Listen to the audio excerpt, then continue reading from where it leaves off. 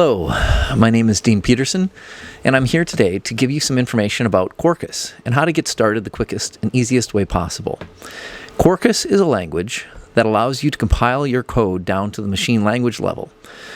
It's designed to work really well within containers, and it allows you to create containers that can be used in things like serverless frameworks that can spin up very quickly, spin down very quickly. I want to really give you some good tips that I've come across for getting started as quickly as possible and getting all the pieces in place that are needed to really take advantage of Quarkus. Now, this isn't a step-by-step tutorial, but I do want to show some of the capabilities available to a developer using CodeReady Workspaces combined with Openshift. We've imported our application using the factory method, and on the right-hand side here, you'll see a number of commands available to us. We can start our Quarkus backend using development mode, or if we've natively compiled, we can start it using the native production mode. We can also start our Node.js front end. If we click on this, you'll see our running backend application. That code is running inside the same container that our workspace is running in. You can define that container to be the same image that ultimately use it inside production. To be even more representative of production, you can also create components using this method to the left. Here's our OpenShift environment.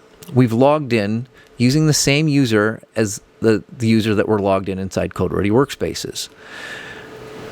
You can create a new project for your application. You can define your backend component, your front-end component, and associate those with the code and the workspace environment inside CodeReady Workspaces. You can then, using the namespace and the project that you've defined, push that to a production OpenShift environment, the same way pretty much that you would use in your CI/CD pipeline that you would normally use for production. Let's go back and look at OpenShift. So using this approach, you can see inside our namespace, as a developer, there's a topology map of the components that you've pushed. Here's our Node.js front end.